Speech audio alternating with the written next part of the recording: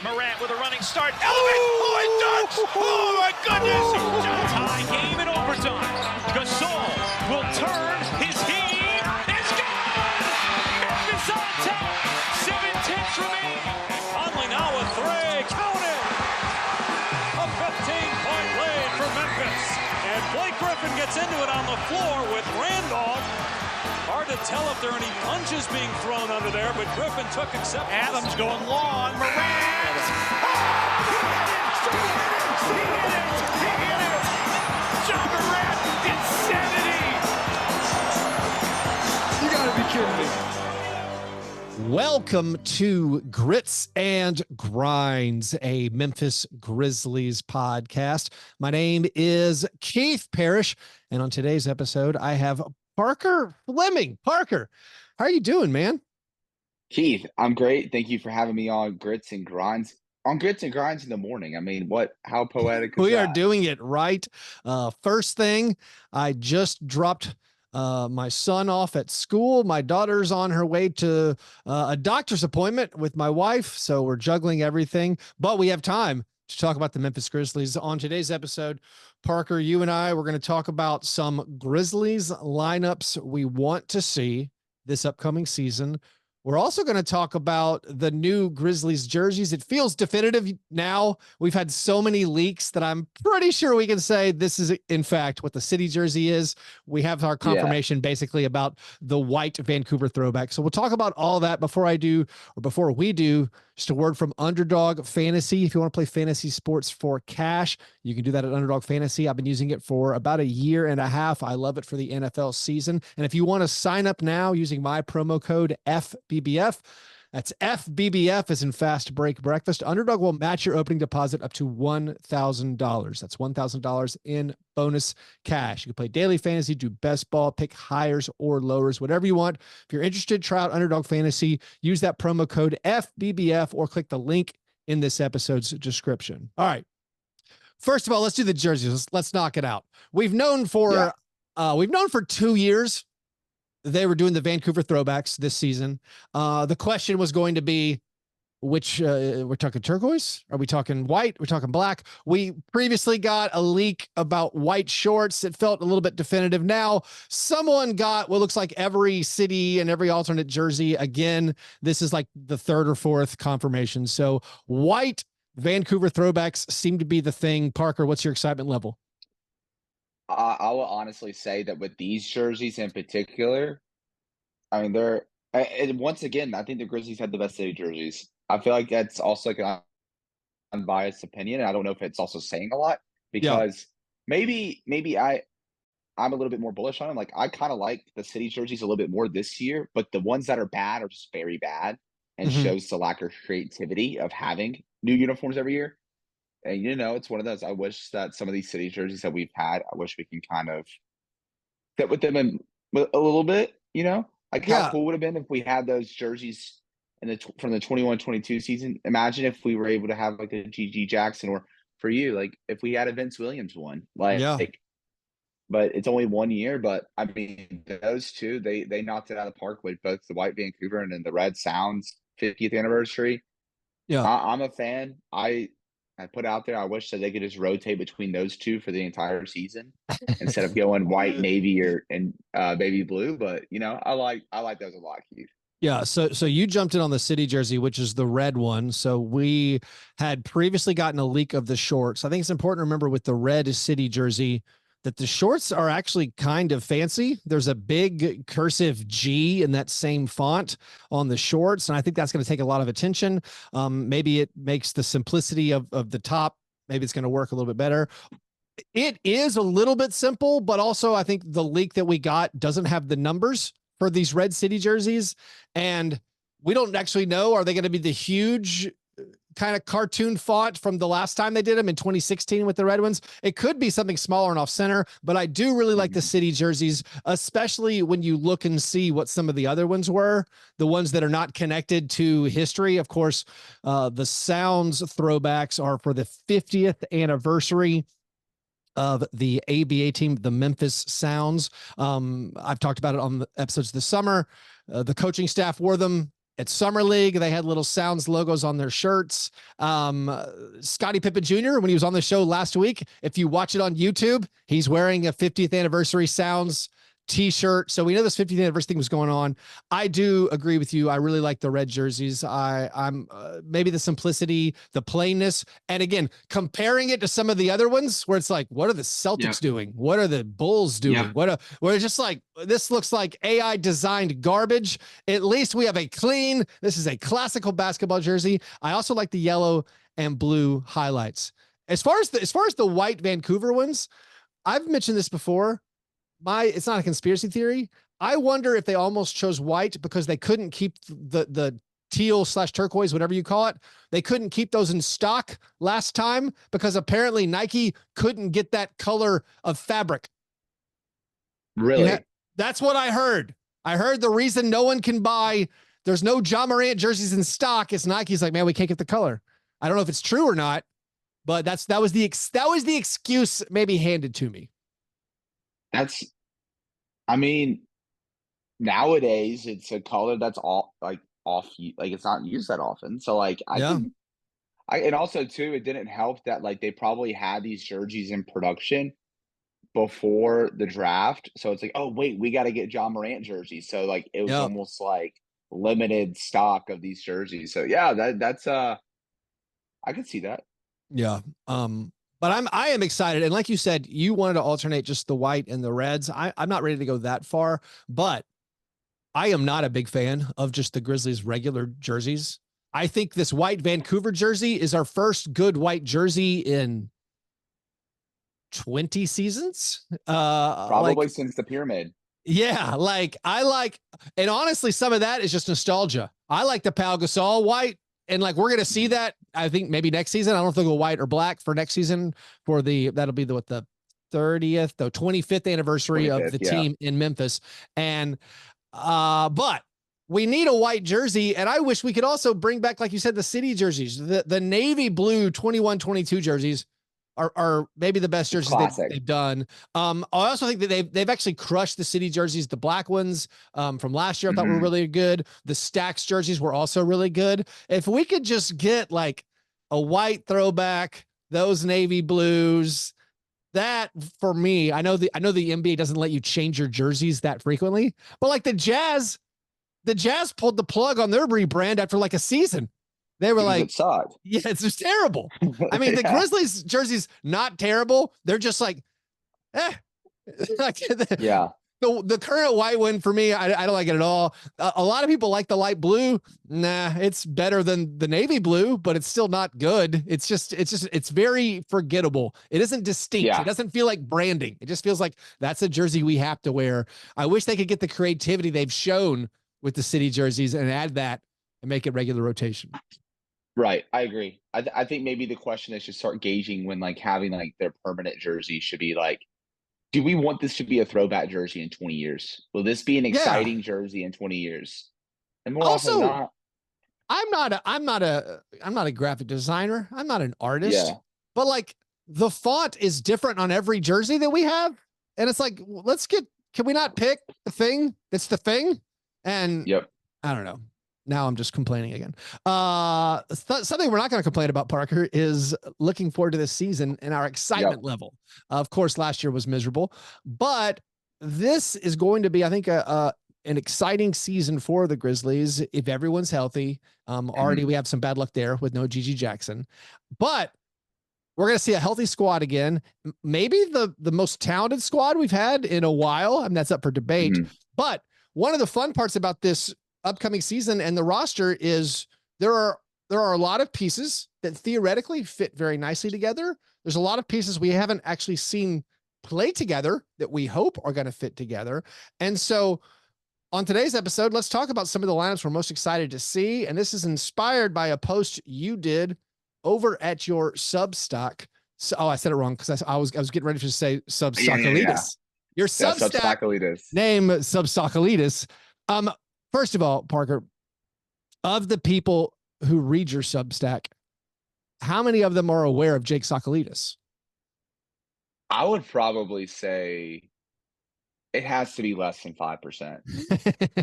Like, I would have to think it's less than 5%. Yeah. I wish I mean, all I get on subscriptions is I get an email, so I can't really pick out a person in their Yeah. Grizzlies history from just an Yeah. email. But yeah, pretty low. But yeah, I mean, this is a piece I like to do every year, and this year specifically, I thought it was really cool because even though there wasn't a lot of roster turnover, there is still a lot of stuff we haven't seen. Like um, Zaire Williams and David Roddy are being replaced by Vince Williams and either Gigi Jackson or Jake LaRavia. We haven't seen Marcus Smart a lot. There's a new starting center with Zach Edey.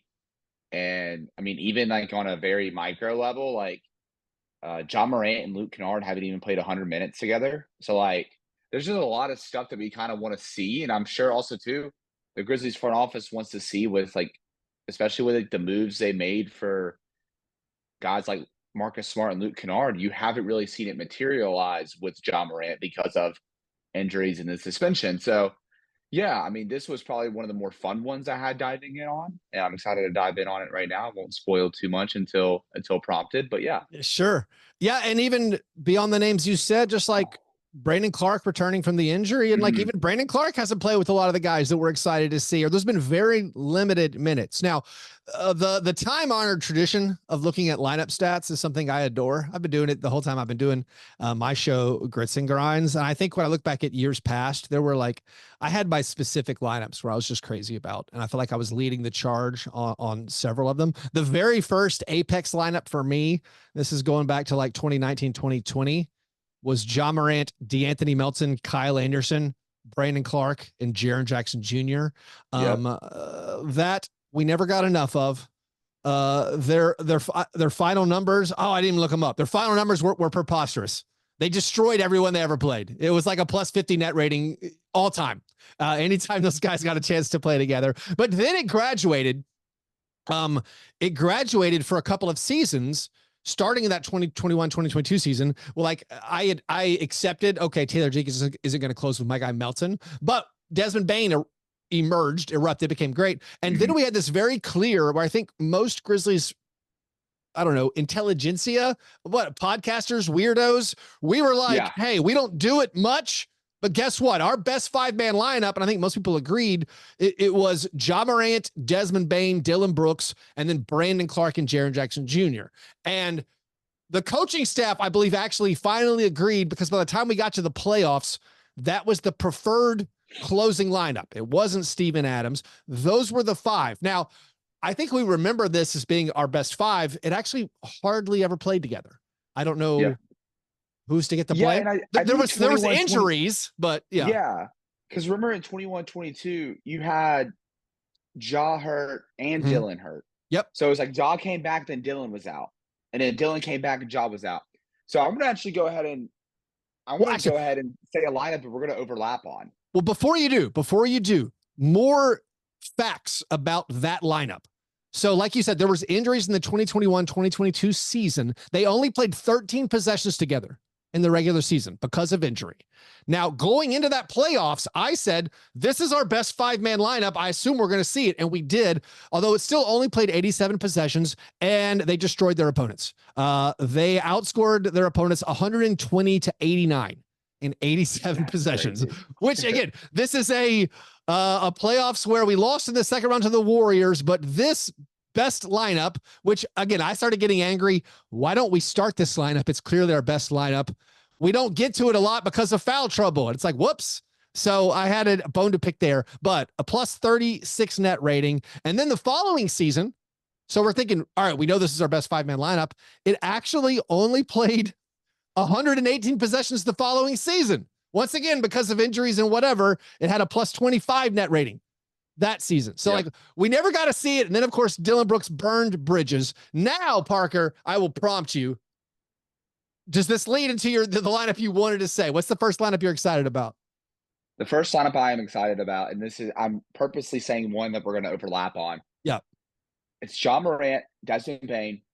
All right, I would say the 4: Ja Morant, Desmond Bane, Brandon Clark, Jaren Jackson Jr. Yep.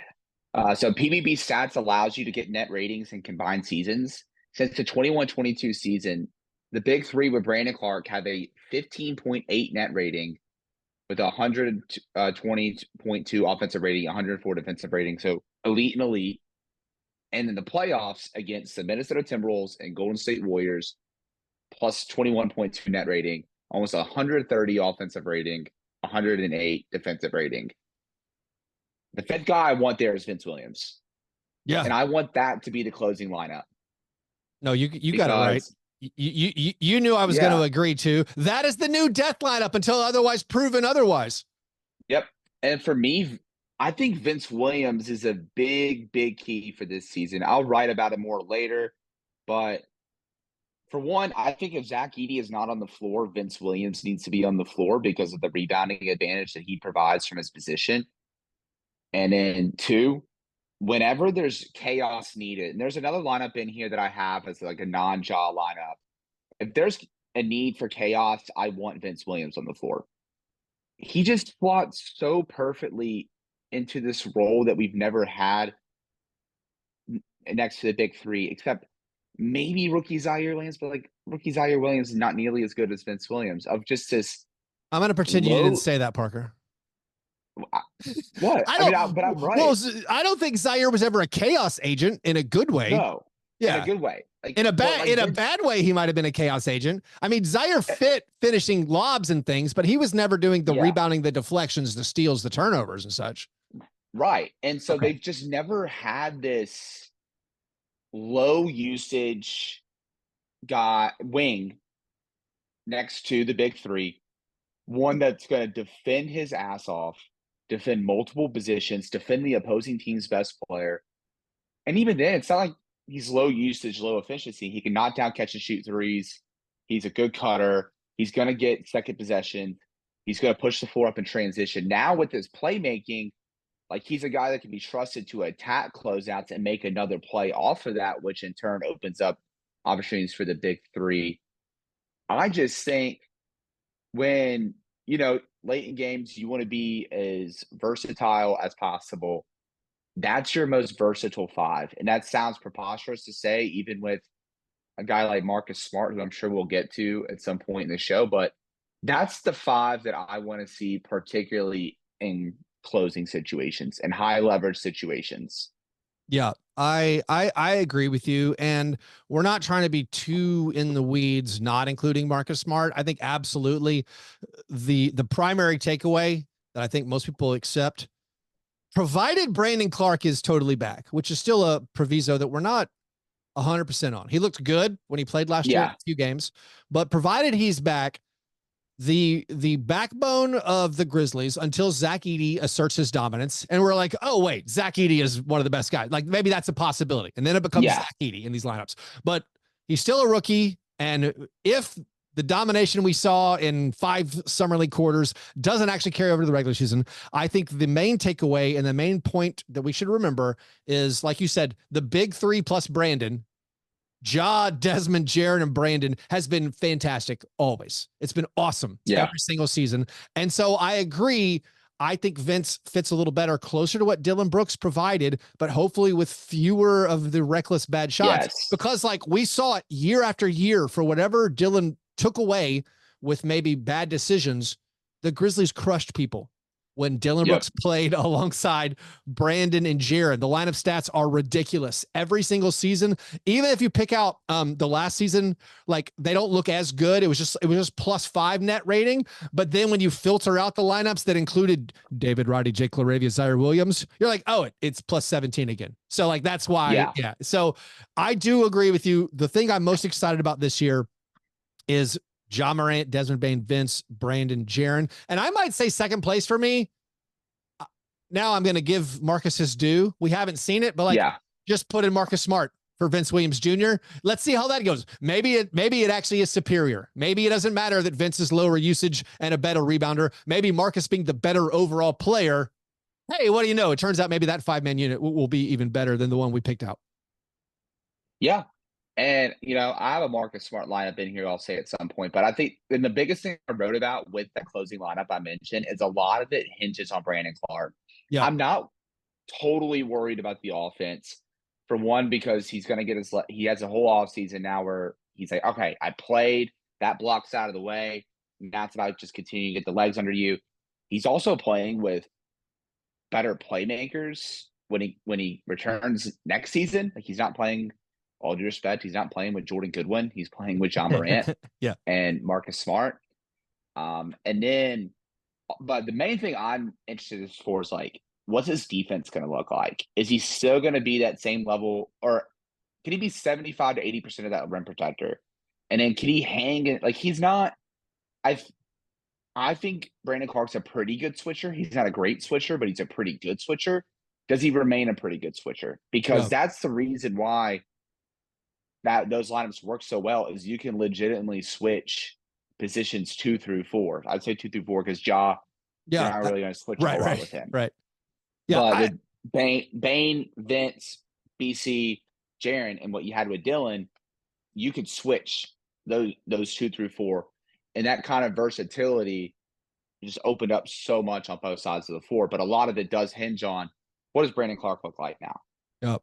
I think you said like 75 to 80% of rim protection. I think the formula for Grizzlies success this year, outside of like Zach Edey and Marcus Smart's acclamation, is that maybe that number, not just rim protection, but like the switchability, just the athleticism. And I think if it's not 90, 95, it might just be, oh, we have to do something else besides Brandon Clark. But let's do a different lineup. What's another lineup you're looking forward to this season? It's one we saw last year for the very limited stretch. But John Morant, Desmond Bane, Marcus Smart, Santi Aldama, Jaren Jackson Jr. That's a good one. I looked at the lineup data and the very limited action we got with Ja, Bane, Jaren, and Smart. They were in the negatives and had very much trouble scoring when they had another big man out on the floor. With Xavier Tillman, it was pretty bad. Like they had a 90 offensive rating and 43 possessions. But in lineups where I'll say Jaren was the only true big. So with Santi Aldama in 43 possessions, so same amount as Xavier Tillman, the Grizzlies had a 9.8 net rating. The offensive rating jumped to 116.3. Defensive rating dropped from 111.6 to 106.5. And I think this lineup's interesting because it kind of captures how I think Marcus Smart should be utilized. And in the championship teams of the past couple years, Warriors with Gary Payton II, Denver with Bruce Brown, Boston hitting the Super Saiyan level with doing this with Drew Holiday. It's these bigger but not wing-sized guards that kind of played in what people have now called the Bruce Brown role. Mm-hmm. And I think that's what they need from Marcus Smart. And the best way for Marcus Smart to do that is when you're surrounding him with other perimeter threats on the floor. And I think that's just the best way to tap into him and use him in an unconventional role and use him that way. And frankly, they need to use this to see how he fits because he's also the biggest swing piece for this team this year. He's going to be the guy that, you know, if you're going to go deep in the playoffs, it might be because of Marcus Smart, but it also might be, if it's not working, it might be because of the guy you traded Marcus Smart for. But aside from that, just that lineup intrigues me because I think you really have 5 guys that can put the ball on the deck. And I think that opens up a lot of different options offensively. Obviously, we know just from being Grizzlies sickos, I'll say, the half-court offense is something that we're all watching for next season. Yeah. And now that they're healthy, and that's also been a big point of emphasis to improve for this team. And just getting to be unconventional and trying to figure out where Marcus Smart fits because he doesn't fit the same mold as a guy like Mikal Bridges or OG Anunoby, who the Grizzlies were targeting. But he's also a guy with a wealth of experience getting deep into playing in late May, early June. So that's the lineup I want to see because I think that's the best way for Marcus Smart to fit. Yeah, I like that lineup a ton. Ja Morant, Desmond Bane, Marcus Smart, Santi Aldama, Jaren Jackson Jr. Now I am going to have to edit out the part where you used 43 possessions as fact. I get an electroshock anytime we go under 100. It's tough. Yeah, no, Yeah, actually, but that's the one thing. So I'm joking around, but I do like that lineup a lot. There's other lineups where, like, you know, when we think about like the trifecta, maybe we'll hit it in a second, the trifecta of Ja Morant, Desmond Bane, Luke Kennard all playing together because of that like plus 45 net rating. Still, that was like 200 possessions, and I still get uncomfortable. It's like until we're up to like 500. But anyways, Parker, let's take a quick break, and then let's go rapid fire through a handful more of some lineups that we want to see.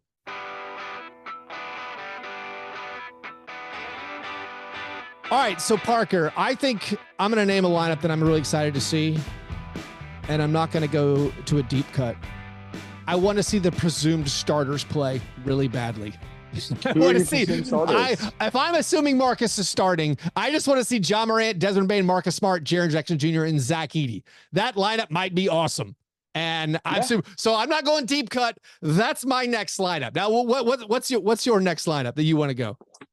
My next lineup, I call the pick your poison. It's Ja Morant, Luke Kennard, Desmond Bane. Knew you had to do Luke. Jr., yeah. Okay. Jaren Jackson Jr., Zach Edey. I have that on mine. I had that on mine too. Are you going to help towards the Zach Edey or Ja Morant and Zach Edey pick and roll, or are you going to leave Luke Kennard, Desmond Bane open for 3? Yeah.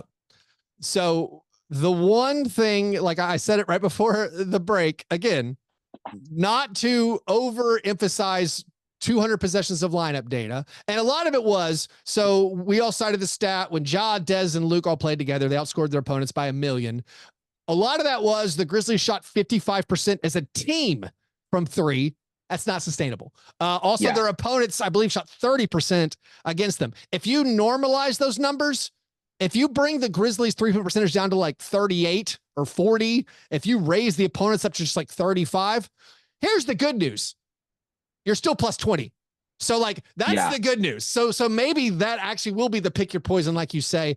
And maybe that's a reason they spent their entire offseason being like, we're not doing anything but making sure we keep Luke Kennard. So maybe that will unlock some things, especially with Edey. If he is the threat in the post that we think he's going to be, and you can't double him, and if you have the shooters in Bane and Luke, and then Ja cutting towards the basket, if you help off, I mean, I'm with you. Yeah, that could be a fantastic lineup. Here's a lineup. We have to do a non-Ja lineup. At least I have to. I have a few. Yeah, go ahead. All right. So one of my non-Ja lineups, this assumes Brandon Clark's totally better, but just Desmond Bane, Marcus Smart, Vince Williams Jr., Brandon, and Jaren. That's crazy. I have that too. That's going to be amazing. I think it seems like it's going to be amazing. Have that to start second quarters, fourth quarters, and you're going to cook. There we go. I mean, how are you going to score on that? Like, I know, right? We've seen those historical lineup data where it's like if Brandon and Jaren are playing with a useful small forward, they have like a 105 defensive rating or a 100 defensive rating, which is like unheard of nowadays. If you've now included Marcus Smart and Vince plus Brandon and Jaren, I'm not joking around where it's like that could be one of the best defensive lineups in the NBA this season. And like, maybe it's too much of a scoring load where it's like Desmond Bane, you need to get almost all the buckets. But that, to me, that's a little bit exhilarating. And I hope they do that. Start the second and fourth quarters would be great. What's another one? You got another D? This could be either from your Substack or just off the cuff. What else are you looking forward to? I'm going to do one more from the Substack before I go off the cuff, but this, I'm going to call this like a little bit of a sicko lineup. It's the help Jaren on the glass lineup. Mm-hmm. Desmond Bane as the de facto point guard, alongside John Conchar, Vince Williams, Brandon Clark, Jaren Jackson Jr. Wait, say it again. Bane, Conchar, Vince Williams, Brandon Clark, Jaren Jackson Jr. I like it. I think I might like Santi more on that, but also worse rebounding.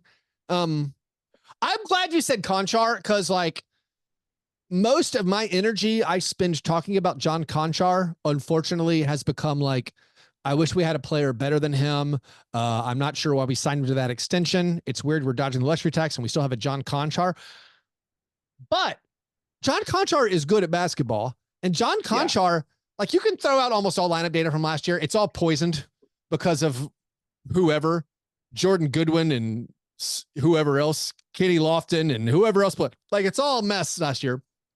But one of the consistent things is, if you look at like the best moments the Grizzlies had on the court last year, like it has been in previous seasons, there's always like a Conchar lineup in there because he just rebounds and defends, and maybe the 3-point shooting will come back. But I do think in the absence of GG Jackson, we might be overlooking the fact that Conchar might be very useful on the second unit. So like, I like that lineup. Yep.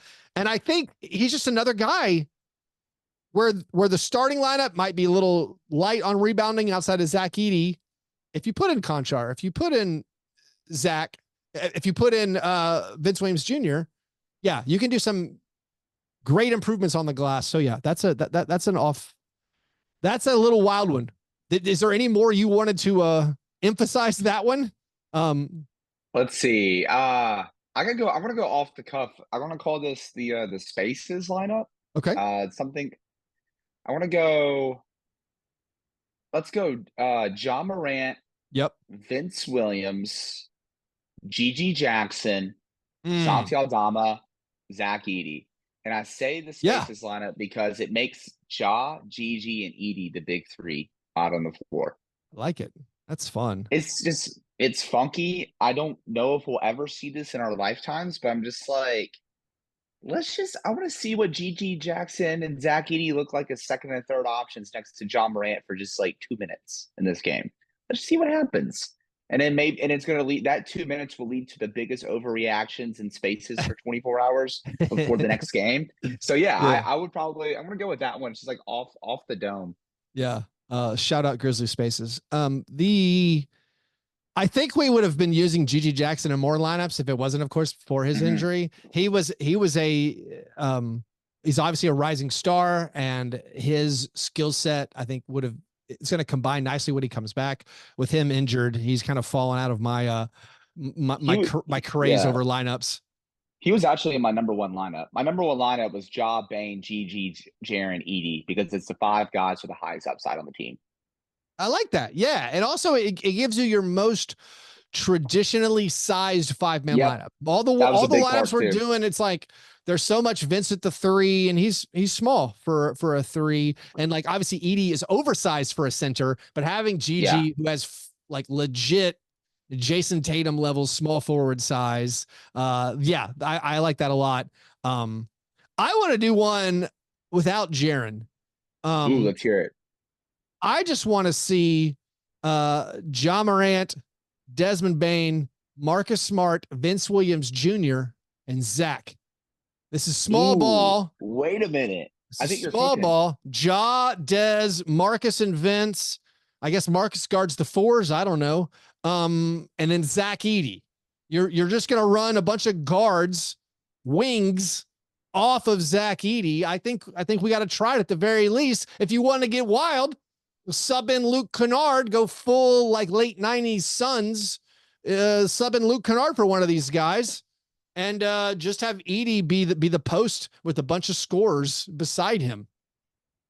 I might be such a dork for thinking this, but I'm thinking about all the handoffs you could run with that. Like that's incredible. Okay. I like that one. I don't know how we're going to rebound or get stops.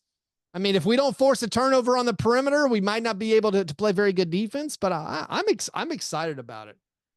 I also want to see, like, last year was a underwhelming season from Santi Aldama, and he let me down personally. I'll be real. But there was some great lineup data with him and Jaren. I mean, there's always good lineup data with anybody plus Jaren. Yeah, like, anybody with Jaren's pretty good. Yeah, it's normally pretty good. But like, I want to see Ja, Des, Marcus, Santi, and Jaren. Like, I want to see that a lot.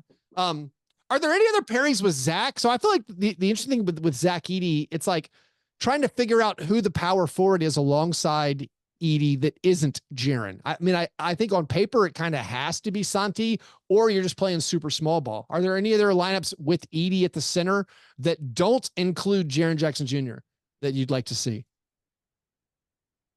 I was actually just thinking this for the last 2 minutes. I was trying to think of the right Jake LaRavia lineup. Because in theory, I was not thinking that, Parker, but go ahead.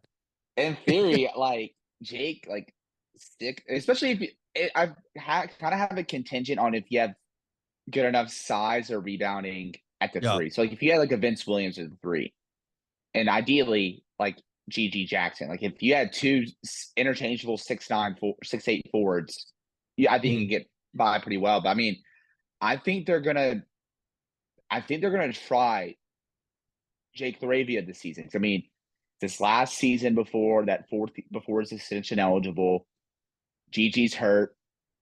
He had a really good close to the end of last season, plus a pretty solid summer league. I can see him kind of being slotted in that new contract role. I think they're going to try Jake LaRavia, and if the shot's there, and I'm interested to see what he looks like now in a simplified role next to John Dez, because he hasn't played a lot of minutes next to John Dez. Yeah. So like maybe if you go like John. Let's go Job, Marcus, Dez, Jake, Edie. I don't hate it. Or like replace However, Smart with Vince. I'll just say, I think I agree with you. I think Jake's going to get a good look this season. He's going to get the opportunity to play. I might be higher on Jake LaRavia than a lot of people I run into, either online or actually in person. All that being said, with a healthy squad coming into this year, on the which lineups are we most excited to see on the Grizzlies this season, I'm not including Jake LaRavia in any of them. There are way more players I want to see play basketball this year when healthy than Jake LaRavia. But I think that means Scotty lineup. I don't have a Scotty lineup. I was gonna say when you mentioned Jake LaRavia, that means the show's over. But no, what's your Scotty lineup? I can't. So this is one of my reasons I haven't included Luke in a lot of lineups. And this is one of the reasons I wasn't that keen on making your offseason about retaining Luke. When I look at a fully healthy Grizzlies roster, I get ecstatic because I can make so many lineups, and I can do rotations plotted out where all the guard minutes go to John Morant, Desmond Bane, Vince Williams Jr., and Marcus Smart. And I'm like, that's awesome. And so I have trouble. I have trouble squeezing in Luke Kennard, and then I also have trouble squeezing in Scottie Pippen Jr. But do you want to do a final something with Scotty? Yeah, I think where I kind of differ with that is I kind of categorize Vince more as a 3 rather than and that's why it makes it easy for me to include Luke. Yeah. I would say with Scotty, if Scotty's playing, I really hope Taylor Jenkins doesn't go back to the Ja Tyus kind of situation and go Ja Scotty. I want it to be like Scotty. Let's go Scotty, and still a little undersized, but Scotty, Smart, Bane, Santi, Jaren. It's good. I mean, I think Scotty, I'm with you. I'm fearful they're going to go small ball again with like Ja and Derrick Rose and Ja and Scotty maybe. But I do think as long as Scotty's out there with Marcus Smart, that's a lot of quick hands out there. That's a lot of flopping. That's a lot of falling down, getting some calls. But like, I think it could be very effective. And then any of those, those front court pairings that we've done so far, I think work great. I like it. Anyways, Parker, thank you so much for coming on. It was a pleasure talking Grizzlies basketball with you. Everybody out there, go check out the Substackalidis where Parker writes about the Grizzlies, named after Jake Sakalidis, a not very good Grizzly center from years past. Is that put him in the YouTube thumbnail? I'll try. I won't. I could. Anyways, Parker, it was a lot of fun. Thanks for coming on, and hopefully you'll come on again sometime. Absolutely, Keith. I really appreciate it.